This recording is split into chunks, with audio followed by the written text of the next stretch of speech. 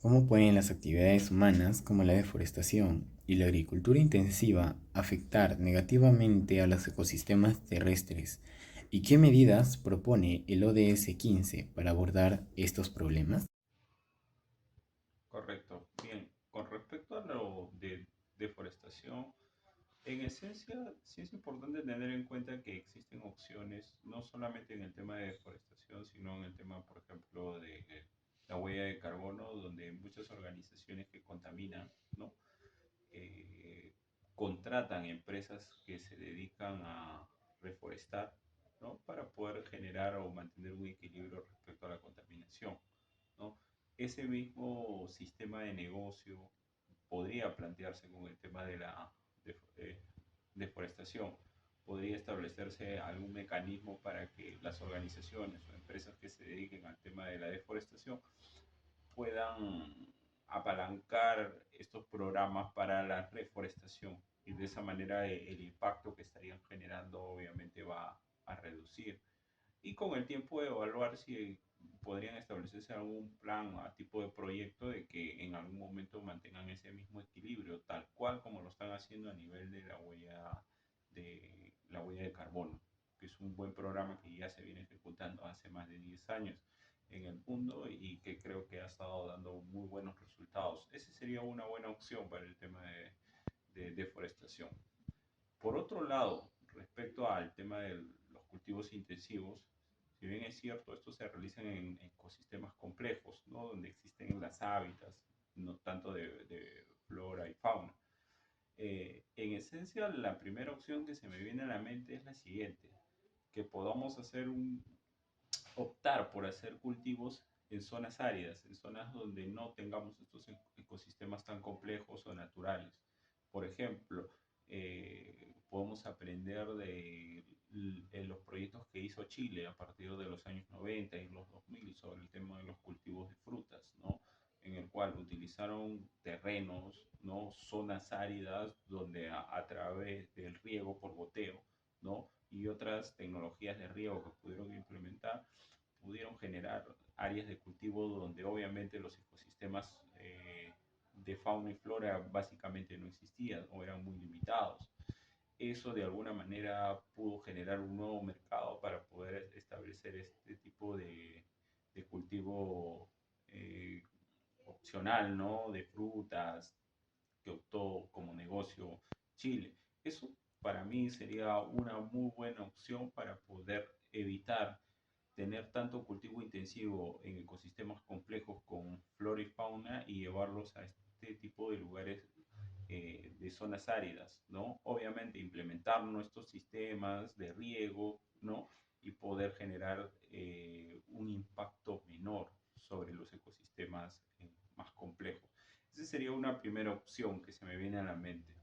Probablemente más adelante se puedan establecer mejores proyectos, mejores propuestas, pero por el momento es lo que opinaría tanto por el tema de deforestación como por el tema del cultivo intensivo. Muchas gracias. Como segunda pregunta, ¿cuál cree que es el impacto económico de la pérdida de biodiversidad en la ODS? ¿Y cómo puede ser abarcado este problema desde la perspectiva de desarrollo sostenible? Bueno, con respecto al tema del impacto económico, tenemos que tener en cuenta lo siguiente, si bien es cierto, el tema de la deforestación como el tema de los cultivos intensivos eh, ocasionan un impacto en la biodiversidad, poder tangibilizarlo o poder llevarlo a números a nivel económico no es tan simple. Si lo ponemos desde el punto de vista simple, es básicamente que cuando estos recursos primarios, por ejemplo el tema de la tala de árboles, en algún momento va a escasear y obviamente en el mercado estos productos van a elevarse el precio, ¿no? Por ese lado podría haber un impacto económico tangible, pero considero que el más adecuado y el que creo que sí se puede plasmar en números es básicamente aquel relacionado con el tema de la contaminación ambiental, que obviamente tiene un impacto en las personas actualmente a comparación de hace 20 años. Hay personas con mayor índice de enfermedad y eso sí es tangible. Los gobiernos pueden tangibilizar el costo de las atenciones ambulatorias por temas respiratorios, entre otros, y esto está netamente ligado al tema de eh, la contaminación global.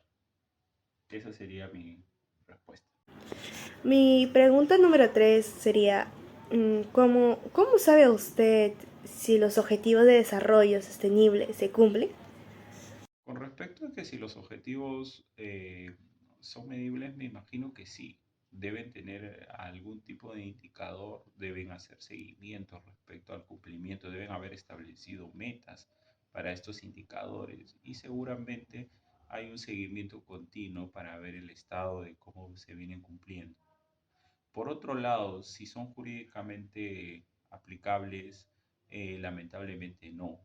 Considero que son optativos, porque en muchos países sí, las legislaciones están mucho más avanzadas y las empresas que contaminan, ¿no? Tienen que establecer algún tipo de plan de remediación, ¿no? O de equilibrio, básicamente, pero sobre todo en países tercermundistas no existe ese tipo de obligación legal. Por lo tanto, las organizaciones, al no ser algo legal, son pocas las que pueden hacerlo de manera optativa. ¿Sí? Básicamente eso sería. Muchas gracias. Pregunta número 4. ¿Cuáles son las principales amenazas para los ecosistemas acuáticos y cómo se reflejan en la ODS número 14, vida submarina? 3. Bueno, con respecto al tema de ecosistemas sostenibles, si bien es cierto, han existido planes, se han ejecutado programas para poder insertar a las comunidades en un plan de negocio para que puedan autosostenerse y estos planes de negocio han contemplado planes sostenibles también en el tema del involucramiento del ecosistema, como por ejemplo en el tema de muchas comunidades que tienen ríos, ¿no? Dentro de sus ecosistemas, se han implementado programas para generar un tipo de negocio a nivel de piscigranjas, ¿no? Donde la participación de las comunidades eh, es exhaustiva, ¿no? Igual las ganancias de esta implementación de mantener un negocio de piscigranjas obviamente son para las comunidades y se les ha capacitado para poder ejecutarlo de esta manera.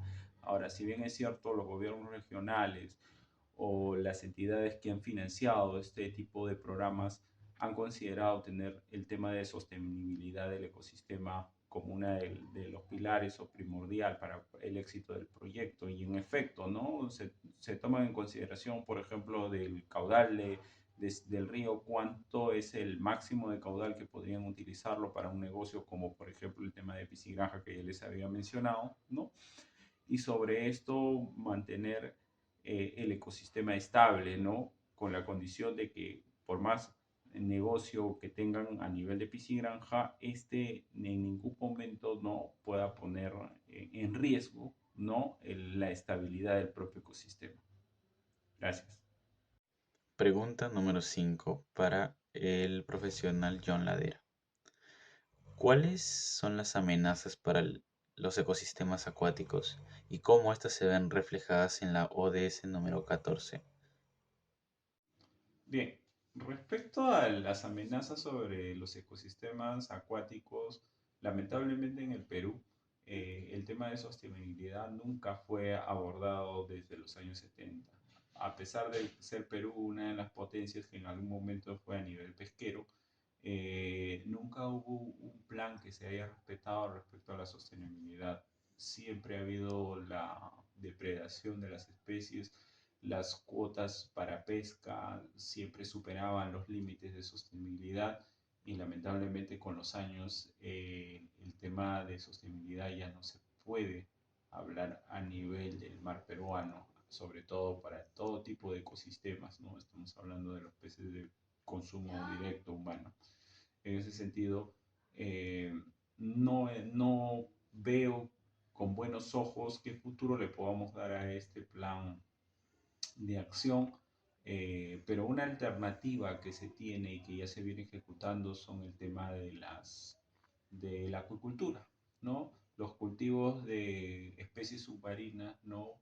obviamente englobados en espacios cerrados, ¿no? Supervisados por el hombre. Esa podría ser una opción. Todavía no se ha evaluado qué impacto positivo pueda tener, pero sí podría ser una alternativa respecto a la amenaza que tenemos a nivel del ecosistema marino. Gracias. Bueno, con respecto a la ODS 15, ¿cómo pueden las personas individualmente a contribuir la consecución de la ODS 15 en su vida cotidiana? Bueno, respecto a qué acciones podemos hacer de manera individual, yo creo que siempre todos hemos tenido claro ese enfoque. El primero, siembra un árbol. Es el primordial. Tienes que sembrar un árbol. El segundo, recicla. Recicla bastante. Hazlo en casa. Educa a tus hijos con el tema del reciclaje. Es algo que te va a ayudar a minimizar el impacto contaminante, ¿no? Sobre todo en el país y en el planeta. Tercero, trata de utilizar el agua lo más mínimo y establece mecanismos de autorreciclaje o autouso del agua. Por ejemplo, el agua de la lavadora, el agua del fregadero pueden ser utilizados para otras opciones antes de utilizarlo directamente con agua limpia. Eso es una opción. Básicamente esos serían mis 3 consejos que como persona, como cualquier individuo propio, contribuiría con los ecosistemas. Gracias. Pues con todos, yo soy Cristian Jonathan Álvarez Cruz, soy licenciado en enfermería, con especialidad en emergencias y desastres, especialidad también en cuidados intensivos, maestrando en salud pública, soy docente universitario. ¿Qué tal con todos ustedes, alumnos? Primera pregunta para usted sería, usted como docente universitario, ¿cree que se puede unir entre otros donantes del fondo de ODS? La pregunta para usted sería, ¿cuáles son las prioridades de temática del fondo de ODS? ¿Qué tal? Sí, bueno, y la ODS es tan importante en todos los ámbitos que hemos mencionado hasta el momento, y bueno, esta pregunta es sobre la educación. Es relevante y dicho cierto que la ODS nos está contribuyendo en cada punto y cada establecimiento que nos está dando, pues en fortalecer la educación de cada persona o cada estrategia que debe tener esta ODS. ¿Por qué? Porque la ODS puede contribuir a establecer prioridades y metas claras para el desarrollo de la educación. Por ejemplo, estimados alumnos, la ODS 4.1 establece la meta de garantizar que todos los niños y niñas completen la educación primaria y secundaria. Y además, también tenemos la ODS 4.7, fomenta la educación para el desarrollo sostenible y la ciudadanía en general. Muy bien, muchas gracias. Mi primera pregunta sería que usted como docente universitario, ¿cree que la ODS está relacionada con la educación? Mi segunda pregunta sería, ¿cómo se consigue involucrar al docente universitario en la ODS? Muy bien, en esta pregunta sobre cómo se gestiona el fondo de ODS, bueno, los principales órganos, estimados alumnos, de gobernanza y gestión del fondo ODS son el comité directivo. Este es el que va a gerenciar, representado el más alto nivel por agencias de las Naciones Unidas y estados que contribuyen al fondo de la ODS. El comité directivo se reúne al menos una vez al año y proporciona orientación general y dirección estratégica. Muy bien.